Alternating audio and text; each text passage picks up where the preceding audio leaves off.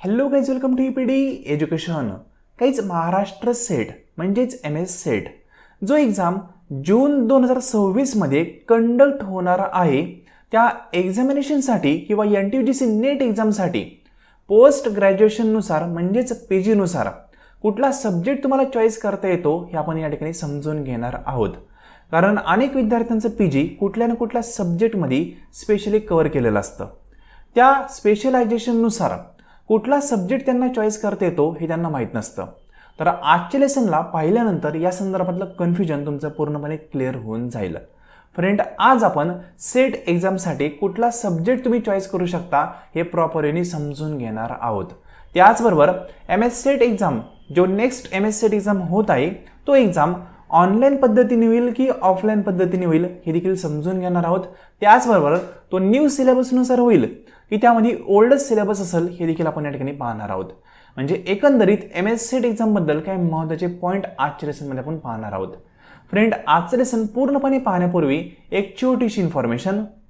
तर फ्रेंड, जर तुम्ही नेक्स्ट MS सेट एक्झाम किंवा NTUGC नेट एक्झाम याचा स्टडी करत असाल तर दोन्ही एक्झाममधील पेपर फर्स्टसाठी एक डिटेल कोर्स आपण सुरू करत आहोत.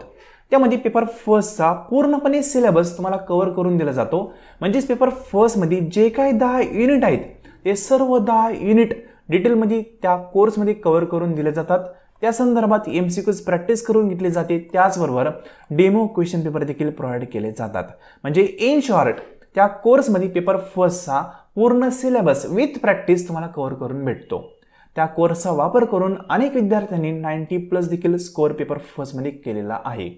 फ्रेंड, कोर्सबद्दल पूर्णपणी माहिती तुम्हाला हवी असेल तर तुम्ही आपल्या व्हॉट्सअप नंबरला मेसेज करू शकता. व्हॉट्सअप नंबर आहे 9011 36 20 82. हाच नंबर डिस्क्रिप्शन बॉक्समध्ये पण दिलेला आहे. ठीक आहे, त्यावर मेसेज केल्यानंतर कोर्स संदर्भात संपूर्ण माहिती तुम्हाला शेअर केली जाईल. त्यानंतर योग्य वाटलं तर पेमेंट करून तुम्ही तो कोर्स जॉईन करू शकता. सिंपल. तर फ्रेंड, आज आपण सर्वात पहिल्यांदा PGमध्ये तुम्हाला कुठला सब्जेक्ट चॉईस करता येतो हे समजून घेऊया. त्यानंतर बाकीचे पॉईंट असतील ते आपण पाहणारच आहोत. तर गाईज, हे पहा, या ठिकाणी सेट एक्झामचं जे प्रॉस्पेक्ट आहे ते प्रॉस्पेक्ट मी ॲड केलेलं आहे कारण ऑथोराइज डॉक्युमेंट आहे. ठीक आहे, कुठली फेक इन्फॉर्मेशन देत नाही आहे. जे ऑथोराइज आहे तेच तुम्हाला सांगता येईल. या प्रॉस्पेक्टमध्ये पेज नंबर 7ला जर तुम्ही स्क्रोल डाऊन केलं तर पेज नंबर 7वर त्यांनी इन्फॉर्मेशन दिलेली पहा अबाउट सब्जेक्ट. ठीक आहे, इथं थोडंसं तुम्ही स्क्रोल डाऊन केल्यानंतर हे पहा या ठिकाणी 4 नंबरचा पॉईंट आहे. म्हणजे PGनुसार किंवा आपण त्याला पोस्ट ग्रॅज्युएशन असं म्हणतो त्यानुसार तुम्हाला कुठला सब्जेक्ट चॉईस करता येतो त्याची इन्फॉर्मेशन क्लिअर कट यांनी दिलेली पहा. आणि विद्यार्थ्यांना कन्फ्युजन असतं की सर आमचं MBA इन फायनान्स झालं आहे तर आम्ही कुठल्या सब्जेक्टमध्ये सेट एक्झाम देऊ शकतो. आमचं MCOM झालेलं आहे, कॉस्टिंग स्पेशल होतं, कुठल्या सब्जेक्टमध्ये सेट एक्झाम देऊ शकतो. हे कन्फ्युजन आहे ना, हे क्लिअर होतं यामध्ये तुम्ही सर्व गोष्टी प्रॉपरली पाहिल्यात तर. ठीक आहे, हे प्रॉस्पेक्ट आहे. हेच नेट एक्झामला ॲप्लिकेबल आहे, हेच सेट एक्झामला ॲप्लिकेबल आहे. सेम आहे, दोन्हीकडे पण वेगळं काहीच नाही आहे. नेट आणि सेटचा हा रूल आहे, सेम आहे पहा. 32 सब्जेक्ट आहे सेट आणि नेटसाठी, ते सर्व या ठिकाणी ॲड आहेत. आता जर तुम्ही बारकाईने पाहिलं ना तर MA पहा, MA डिग्री ही इक्वल असते मास्टर इन आर्ट्स म्हणतो. पण MA मराठी असेल तर मराठीमधनंच तुम्ही सेट एक्झाम देऊ शकता. इथं म्हणले पहा, MA तुमची डिग्री म्हणजेच कोर्स कंप्लीट PGचा. PGमध्ये सब्जेक्ट होता मराठी तर तुम्हाला सेट पण मराठीमधनंच देता येतो, दुसऱ्या सब्जेक्टमध्ये नाही. अनेक विद्यार्थी म्हणतात की सर माझे MA कंप्लीट आहे. मग MA कुठल्या सब्जेक्टमध्ये आहे त्यानुसार तुम्हाला त्या ठिकाणी सेटचा पर्टिक्युलर सब्जेक्ट चॉईस करता येतो. आता MAचं इथं तुम्ही बारकाईने पाहिलं तर सर्वांचं दिलेलं आहे का टिपा. ठीक आहे, म्हणजे उर्दू आहे, हिंदी आहे, संस्कृत आहे, कुठला आहे त्यानुसार तुम्हाला सब्जेक्ट निवडता येतो. इथं सेट सब्जेक्ट म्हणलं म्हणजे हे सब्जेक्ट तुम्ही फॉर्म भरताना चॉईस करू शकता. कुठलाही चॉईस करू नका, क्वालिफायचं सर्टिफिकेट भेटलं पण ज्यावेळेस तुम्ही इंटरव्ह्यूला जाताल ना त्यावेळेस ते बाद होईल. ठीक आहे, म्हणजे तुमचं MCOM झालं आहे आणि तुम्ही मॅनेजमेंटमध्ये काय करताय, सेट एक्झाम देताय, अलाउड नाही आहे. हा जो चार्ट आहे यानुसारच तुम्हाला गोष्टी पाहाव्या लागतात. सिंपल. आता MAचा पॉईंट आपण समजून घेतला थोडक्यामध्ये, इथं दिलेलं आहे पहा. त्यानंतर फॉर एक्झाम्पल MA किंवा MSc कशामध्ये, सायकोलॉजीमध्ये, तर त्या ठिकाणी तुम्हाला सायकोलॉजी हा सब्जेक्टच निवडता येतो. ठीक आहे, म्हणजे अशा प्रकारे तुमचं PG कुठल्या सब्जेक्टमध्ये आहे आणि तुम्ही कुठला सेटचा सब्जेक्ट निवडू शकता त्यांनी दिलेलं आहे पहा. आता या ठिकाणी जे विद्यार्थी फॉर एक्झाम्पल कॉमर्स विचारत असतात पहा त्यांचं मी या ठिकाणी शो करतो. हां, हे पहा इथे फॉर एक्झाम्पल कॉमर्स आहे, MCOM झालेलं आहे तुमचं किंवा CA झालेलं आहे किंवा CS असेल किंवा ICWA असेल, ठीक आहे, आणि तुमचा PGचा सब्जेक्ट हा कॉमर्स असेल तर तुम्हाला सेट एक्झाम कॉमर्समधूनच देता येतो, अदर कुठल्याही सब्जेक्टमध्ये नाही. सिम्पल. म्हणजे पहा बरं का, CA करणाऱ्या विद्यार्थ्यांना पण कॉमर्स निवडता येतं, पण त्यांनी PG म्हणजे पोस्ट ग्रॅज्युएशन हे कॉमर्समधून केलेलं पाहिजे. CS असेल ICWA असेल त्यांना सगळ्यांना कॉमर्सच निवडता येतो. जसं की मॅनेजमेंटचे पहा, त्याला पण खूप ऑप्शन आहे. मॅनेजमेंटमध्ये अनेक विद्यार्थ्यांचं कन्फ्युजन असतं. हे पहा, तुमचं MBA झालेलं आहे, तुम्हाला मॅनेजमेंटच सब्जेक्ट निवडता येतो. MBA इन मॅनेजमेंट असेल, MBA इन मार्केटिंग असेल, MBA इन HR असेल किंवा MBA इन फायनान्स असेल किंवा MBA इन IT असेल, हे कुठलंही स्पेशलायझेशन असून द्या, तुम्हाला एकच सब्जेक्ट आहे, तो म्हणजे मॅनेजमेंट. सेट एक्झामचा फॉर्म भरताना तुम्हाला एकच सब्जेक्ट निवडता येतो, कुठला? मॅनेजमेंटचा. मग यापैकी तुमचं काही असलं तरी पण चालेल. तुमचं MIM झालेलं आहे, स्पेशलायझेशन असलं कुठलंही असू शकतं, ठीक आहे. इथं सर्व डिग्री दिल्यात पहा. या कुठल्याही डिग्रीपैकी एक डिग्री तुमची असेल आणि ती डिग्री या स्पेशलायझेशन मध्ये असेल पहा, इथे दिलेले स्पेशलायझेशन, या कुठल्या तरी स्पेशलायझेशनमध्ये यामधली कुठलीही डिग्री असेल तर तुम्ही मॅनेजमेंटनी सेट एक्झाम देऊ शकता. सिम्पल. मग या ठिकाणी थोडंसं पुढं गेलं तर ज्या विद्यार्थ्यांचं MEd झालेलं आहे किंवा MA झालं आहे इन एज्युकेशन, तर ते विद्यार्थी एज्युकेशन सब्जेक्ट घेऊनच सेट एक्झाम देऊ शकतात.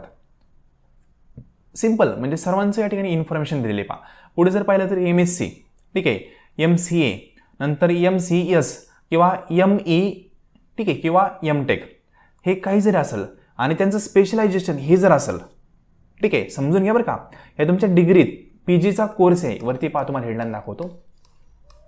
त्यांनी काय म्हणलेलं आहे? PG कोर्स, ठीक आहे, PGचे कोर्स येथे आणि PG सब्जेक्ट आहे. मग आता पुन्हा खाली येतो पहा.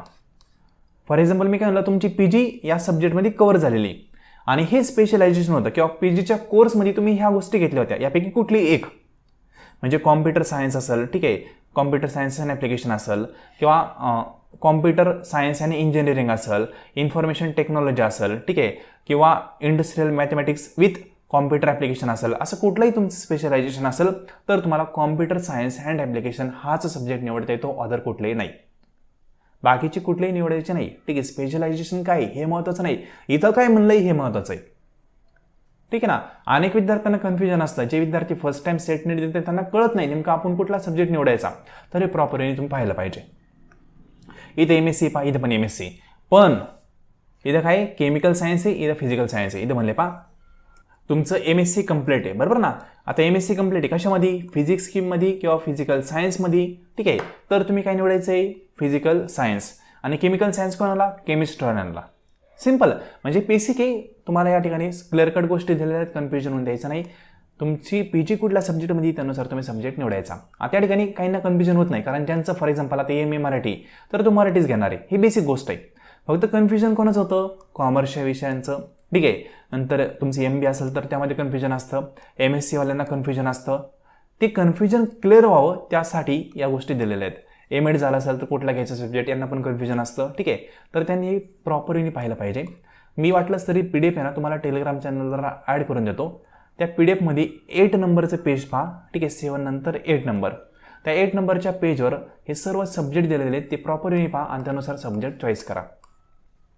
करायचं काय?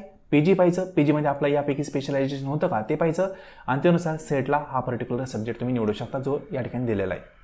नेटला पण सेम आहे, वेगळं काहीच नाही. नेट आणि सेटचं दोन्ही पण सेम आहे. आणि त्या ठिकाणी थोडंसं बारकाईने पाहिलं ना तर 32 सब्जेक्ट त्यांनी दिलेले पहा. पण यामध्ये पण ज्यांना सब्जेक्ट त्यांचा भेटणार नाही आहे, ठीक आहे, त्यांनी काय करायचं? UGCचे जे रूल आहेत ॲज पर UGC गाईडलाईन त्यानुसार गोष्टी पाहायच्या आणि त्यानुसार सेटचा सब्जेक्ट निवडायचा. त्यांनी जवळपास सर्व सब्जेक्टवरती कव्हर केलेले आहेत. पण एखादा नसल लिस्टमध्ये तर UGCचे रूल आहेत, UGCच्या वेबसाईटवर, तिथून ते रूल पहा, त्यानुसार तुम्ही सब्जेक्ट निवडा. नाहीच कळालं UGCला मेल करा, तुमचा पोस्ट ग्रॅज्युएशनचा कुठला सब्जेक्ट होता ते त्यांना सांगा, ते तुम्हाला सांगतील. सिम्पल. बाकी सर्व सब्जेक्ट दिलेले पण नोट त्यांनी दिलेले पहा. जर तुम्हाला तुमचा सब्जेक्ट वरच्या लिस्टमध्ये भेटला नाही तर तुम्ही UGCच्या गाईडलाईन फॉलो करा. सिम्पल. आणि नवीन जे आलं ना CA CS, ठीक आहे, हे नवीन रूल आलता की CA CS ह्या पण डिग्र्या PGच्या इक्वलंट असणारे नॉटी, म्हणजे आधी पाहिजे होण्याच्याला ग्रॅज्युएशनच्या लेवलला बनायचे, पण ते PGच्या लेवलला कन्सिडर केलेल्या सर्व गोष्टी. सिम्पल. म्हणजे याच्यात काय असं अवघड नाही. आय होप पॉईंट काय तो कळाला असेल. तुम्ही थोडे शांत डोक्याने टेलिग्राम चॅनलला व्हिजिट करून ह्या गोष्टी पाहू शकता. बाकी सेम प्रॉस्पेक्ट त्यांनी 2024मध्ये पण दिलं होतं, ठीक आहे, आणि 25चा आहे. दोन्ही प्रॉस्पेक्टमध्ये सेम आहे, वेगळं काहीच नाही आहे. तर फ्रेंड आय होप इन्फॉर्मेशन काय ती कळायला असेल. आता जो नेक्स्ट पॉईंट आहे ना, तो म्हणजे एक्झाम ऑनलाईन होईल की ऑफलाईन होईल ते आपण या ठिकाणी थोडक्यात समजून घेऊया. तर काहीच हे पहा, 2025ला सेट एक्झाम म्हणजे पुढचा जो एक्झाम आहे तो ऑनलाईन पद्धतीने होत जाईल असं नोटिफिकेशन आलं होतं. त्यांनी त्याची प्रॅक्टिस करायला सुरू केलं तर पण ती सक्सेसफुल झाली नाही. 2026चा एक्झाम आता जवळ आलेला आहे, म्हणजे जूनमध्ये एक्झाम होईल असं आपल्याला कळालं आहे, ठीक आहे. आता जूनमध्ये जर त्यांनी एक्झाम घ्यायचं ठरवलं आहे तर तो एक्झाम ऑफलाईन पद्धतीनेच होईल. 99.99% एक्झाम हा ऑफलाईन पद्धतीने होईल, कारण कुठल्या प्रकारची प्रक्रिया ऑनलाईन बाबतीत करताना ते दिसत नाही आहे. इतकं निश्चित राहा, 99.99% ऑफलाईन पद्धतीने. नेक्स्ट जो पॉईंट आहे, सिलेबस ओल्ड असेल का न्यू असेल. तर फ्रेंड आता जूनमध्ये कदाचित एक्झाम होईल, बरं ना, म्हणजे 4 ते 5 महिने आणखी बाकी आहेत. तर जर त्यांना सिलेबस इंट्रोड्यूस करायचा असता नवीन, तर त्यांनी तो आधीच केला असता. आणखी नेट एक्झामला देखील न्यू सिलेबस त्यांनी ॲड केलेला नाही आहे, म्हणून सेट एक्झामला देखील न्यू सिलेबस या ॲड होणार नाही. 99.99% सिंपल ओल्ड सिलेबसनुसारच एक्झाम होईल 2026चा. पण 2027मध्ये कदाचित न्यू सिलेबस असेल आणि ऑनलाईन पद्धतीने एक्झाम होऊ शकतो. आत्ता तरी ऑफलाईन पद्धतीनेच आहे आणि ओल्ड सिलेबसनुसारच आहे, म्हणजे जसं ट्रेडिशनल पॅटर्न होता, जे आपली 40 नंबरची एक्झाम झाली ना, त्यानुसार सर्व गोष्टी आहेत. सिंपल. सो निश्चिंत राहा, प्रॉपरली अभ्यास करा. जून महिन्यात पेपर होत आहे असं टार्गेट ठेवा आणि त्यानुसार पेपर फर्स्ट आणि पेपर सेकंड या दोघांचा अभ्यास सुरू ठेवा. अनेक विद्यार्थी पेपर सेकंडला फोकस करतात, पेपर फर्स्टचा होतो स्कोअर कमी. काही विद्यार्थी फक्त पेपर फर्स्टला फोकस करतात, सेकंडचा स्कोअर कमी होतो. असं न करता दोन्हींचं पण प्रॉपरली गोष्टी मॅनेज करा. पेपर फर्स्टचा कोर्स लावला तर निश्चिंत होऊन जायचं, फक्त सेल्फ स्टडी पेपर सेकंडचा करावा लागेल. आणि त्यामध्ये फक्त UG आणि PGचे बुक्स आहेत ते रेफर केले, पेपर सेकंडचा अभ्यास होऊन जातो, वेगळं काहीच करायची गरज नसते, ठीक आहे. बाकी पेपर फर्स्टसाठी कोर्स आपला अवेलेबल आहे. इन्फॉर्मेशनसाठी या नंबरला मेसेज करून इन्फॉर्मेशन पाहू शकता. आणि कॉमर्स हा सब्जेक्ट आहे, त्याचा देखील कोर्स अवेलेबल आहे. त्यांनी पण या नंबरला मेसेज करा, व्हॉट्सअपवर इन्फॉर्मेशन पहा, नंतर योग्य वाटलं तर पुढची प्रोसेस करू शकता. सिंपल. तर फ्रेंड हा एक शेवटचा चान्स आहे असं समजून एक्झामचा अभ्यास करा, कारण नेक्स्ट एक्झाममध्ये जर न्यू सिलेबस त्यांनी ॲड केला तर थोडंसं डिफिकल्टी वाढू शकते, कारण पुन्हा नवीन गोष्टी पाहणं, ठीक आहे. जुन्या गोष्टींचा त्यामध्ये संबंध असेल नसेल माहीत नाही, किती टक्के सिलेबस चेंज होईल हे पण एक्झॅक्ट माहीत नाही आहे, कारण NEP-नुसार बरेच सब्जेक्ट त्यांनी चेंज केलेले आहेत. तुम्ही कॉलेजला जर पाहिलं तर NEP 2020नुसार आहे ना अनेक सब्जेक्ट ॲड झालेले आहेत, जे आपण विद्यार्थ्यांना शिकवतो आत्ता सध्या, बरोबर ना. मग ते सब्जेक्ट ते सेट नेटला ॲड करणार, म्हणजेच काय जवळपास खूप सारा पॅटर्न आता चेंज होईल असं वाटतंय. बाकी एक्झॅक्ट ज्यावेळेस चेंज होईल त्यावेळेस आपण ते डिस्कशन करणारच आहोत. पण आत्ता आपल्याकडे एक चान्स आहे, जो शेवटचा आहे असं समजून तुम्ही जर प्रिपरेशन केलं आणि क्वालिफाय होऊन गेले तर पुढचं टेन्शन राहत नाही.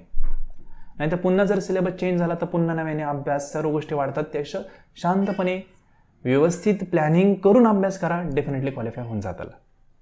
5 महिने तुमच्या हातामध्ये खूप जास्त वेळ आहे, ठीक आहे. प्रॉपरली अभ्यास करा. नंतर हा एक म्हणजे एज्युकेशन सेक्टरमधला हा शेवटचा कॉम्पिटेटिव्ह एक्झाम आहे, त्यानंतर काही नाही आहे. PhD हा कोर्स येतो होऊन जातो. PhD करणं कम्पेअर टू सेट नेट अवघड नाही आहे. सेट नेट डिफिकल्ट आहे कम्पेअर टू PhD. सिंपल ना. मग या ठिकाणी हा एक एक्झाम आहे, शेवटचा कॉम्पिटेटिव्ह एक्झाम आहे, शेवटचे कष्ट आहेत असं समजा आणि अभ्यास करा. बाकी सेट नेट क्वालिफाय झाल्यानंतर मग PhDचं काही नाही, तो होऊन जाईल कोर्स.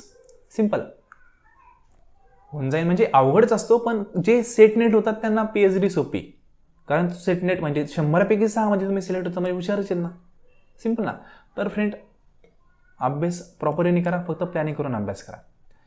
बाकी ऑल द बेस्ट. थँक्यू.